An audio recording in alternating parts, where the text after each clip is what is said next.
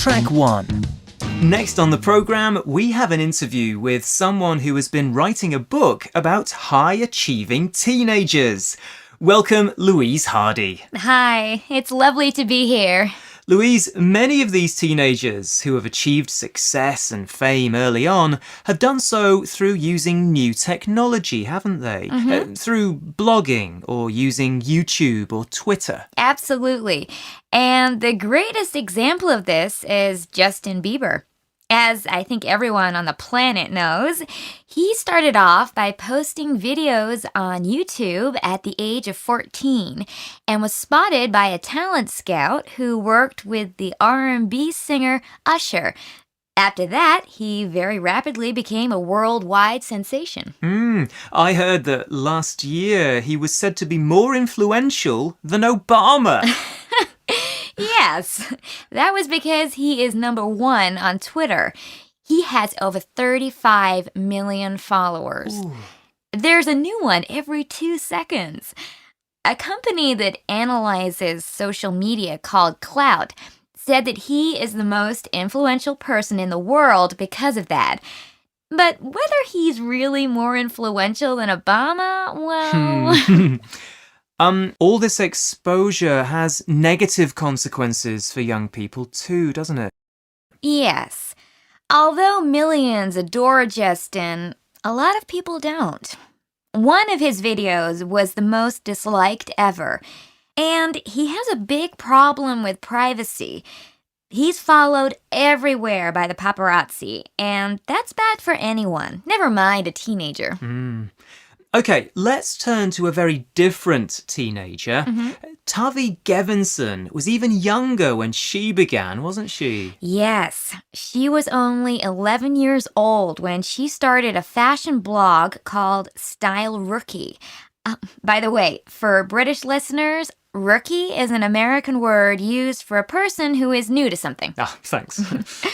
On her blog, she posted photos of herself wearing unusual combinations of clothes and wrote about them. Some of them are quite weird.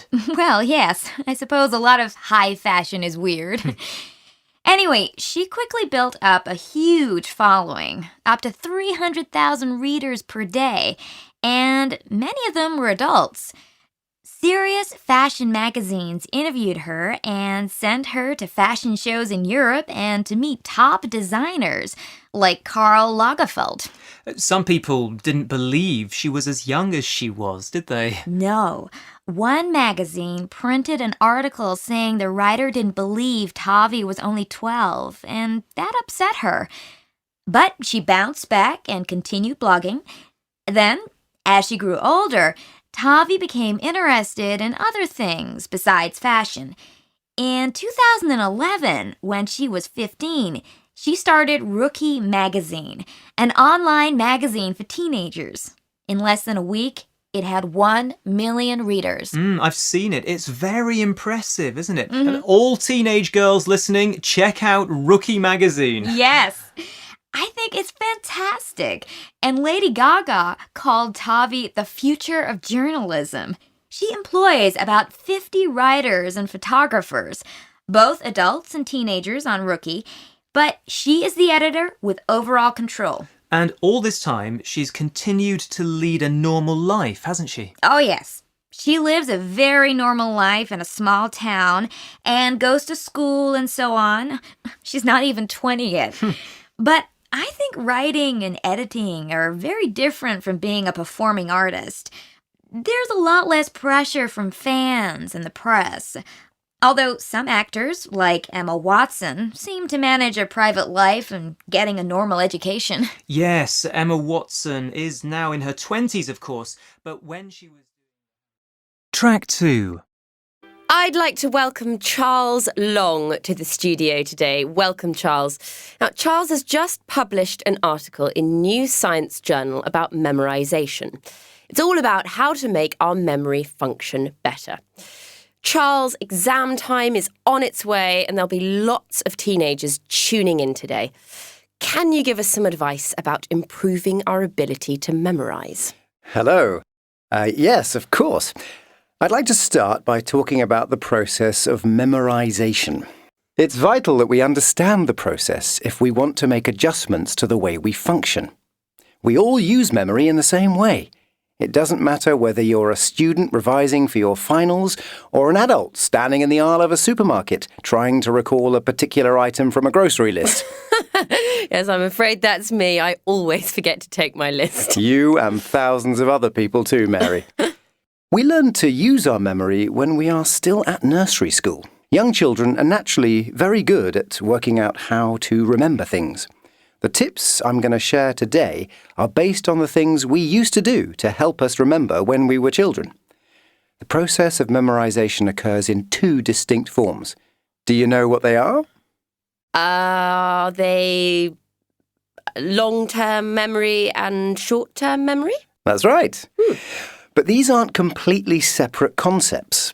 We use a combination of both types of memory when we want to formulate our thoughts and recall information, whether we're trying to remember something from a decade ago or just an hour earlier.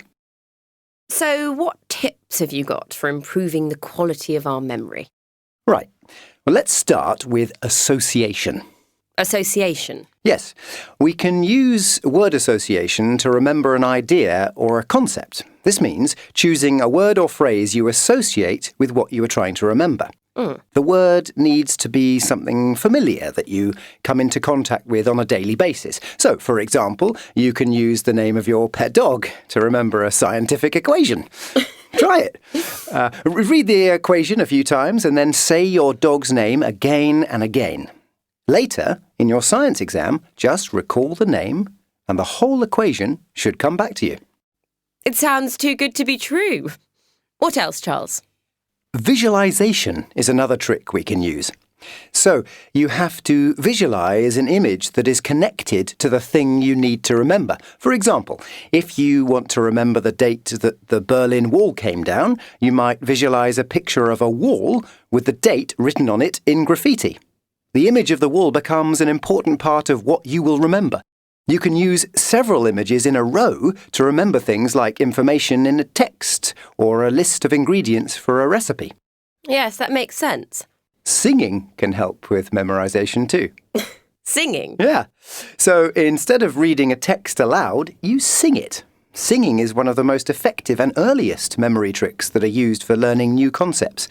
I used to sing lists of historical facts and dates. It works. And did you have to sing aloud in your history exams? Not allowed, but I did used to sing in my head, and I always got good marks for history. Well, have you got any more tips for us, Charles?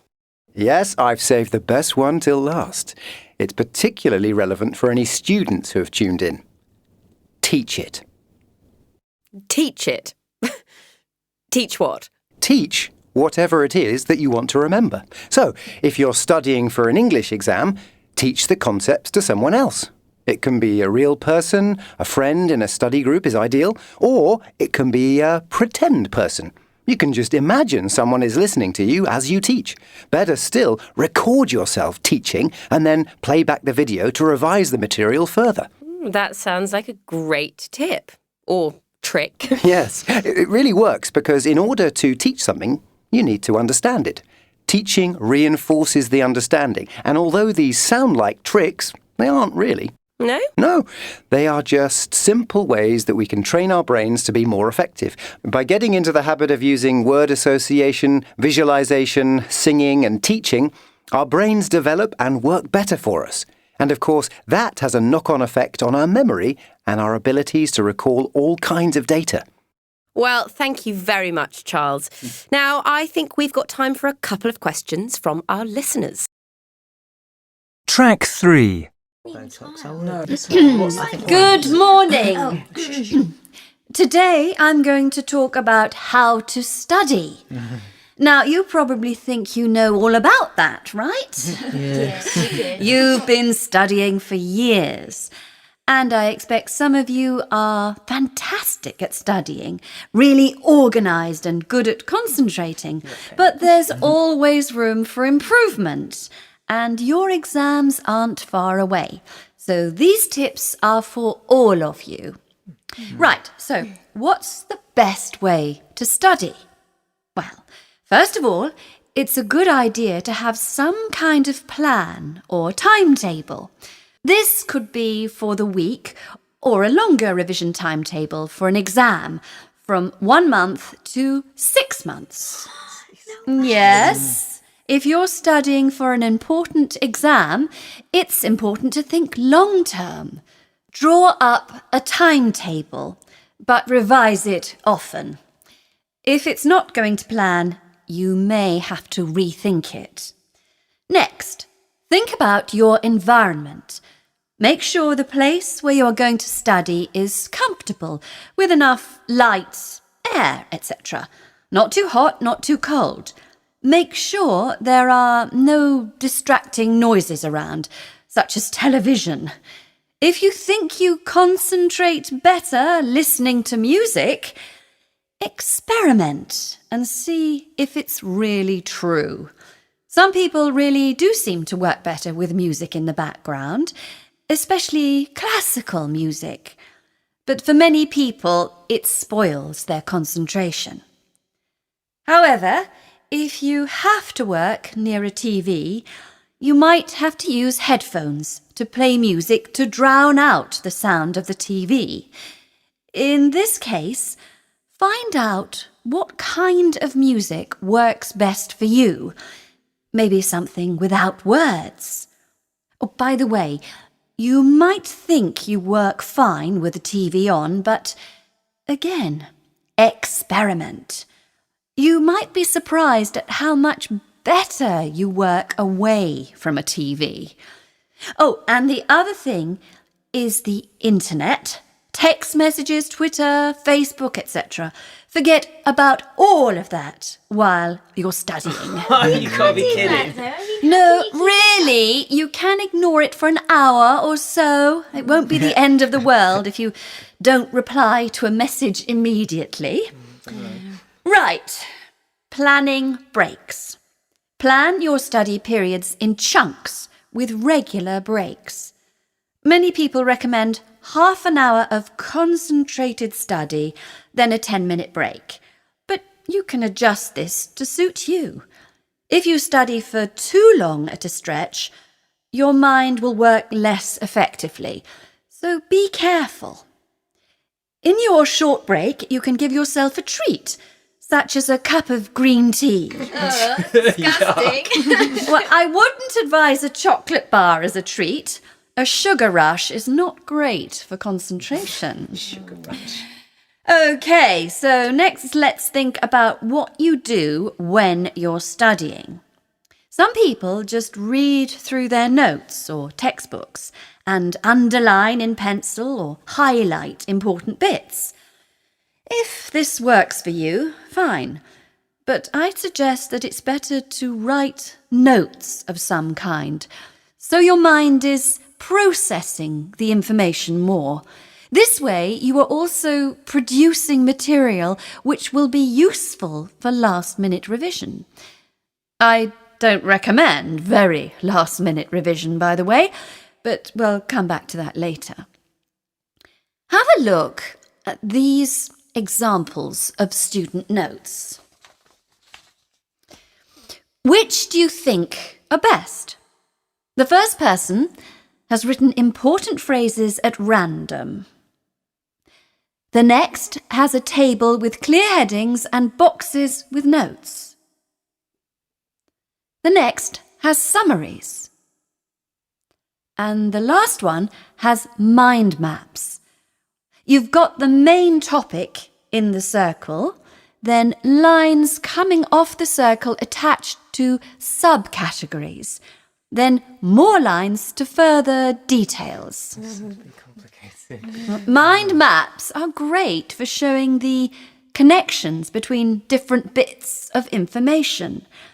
They seem to work in the same way the brain works. So, what do you think? I just always do highlighter pen usually. To me, the first one wouldn't be very useful to come back to and use in the future. But the others are all fine. It depends on your personal preference. Mine is for mind maps. I would suggest using colours, though, and even little drawings. They can make things much more memorable. Obviously, when you are studying, the first thing to think about is whether you understand the information. And the second thing is how you are going to remember it. Let's look at some more ways of making information more memorable. Track 4. A. My hero isn't very famous, but she ought to be. She's Mary Anning, who was only 12 years old and from a poor family when she made an amazing discovery.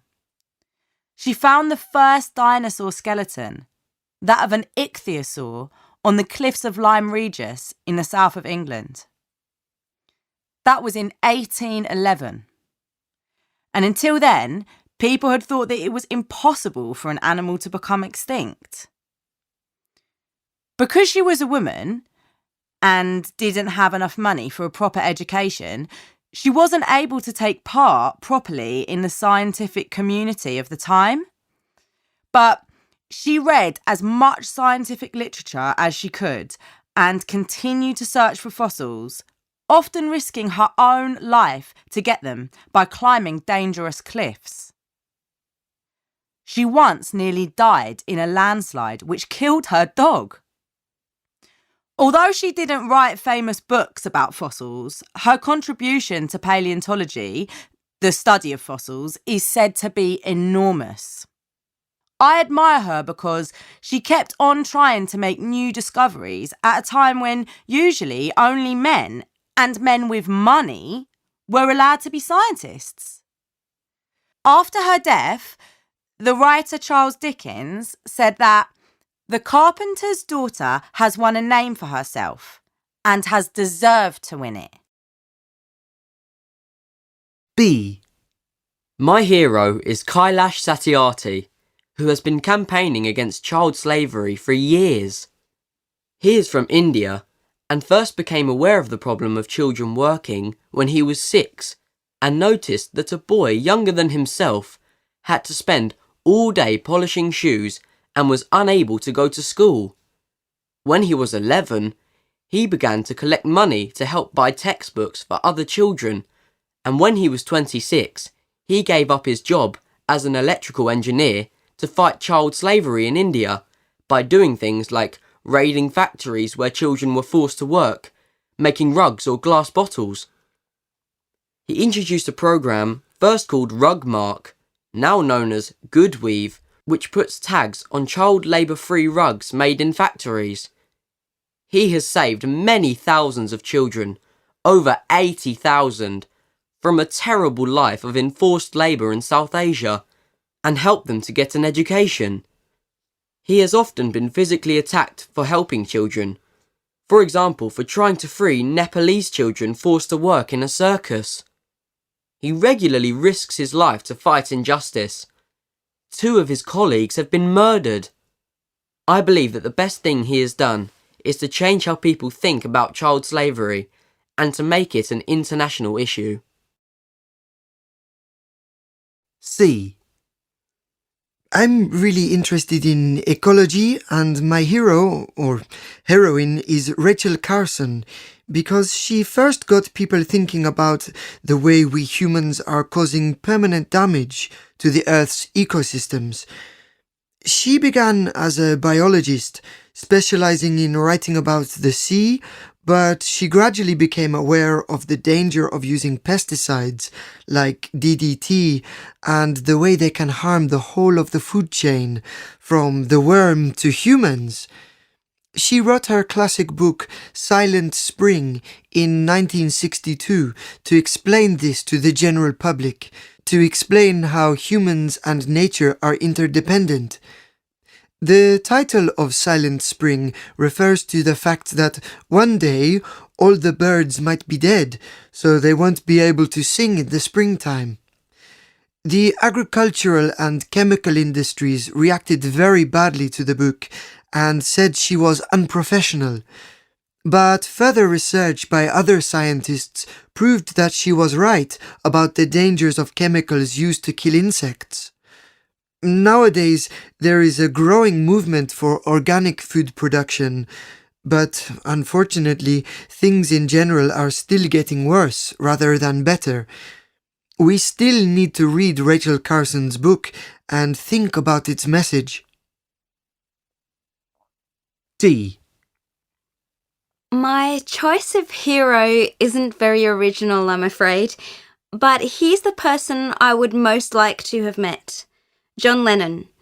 He died a long time before I was born, and his most famous songs were written long before that. But when I listen to his music, I really feel as if he's speaking to me personally. I love the whole range of the Beatles' music, from the early pop songs to the very experimental music at the end of their time as a group.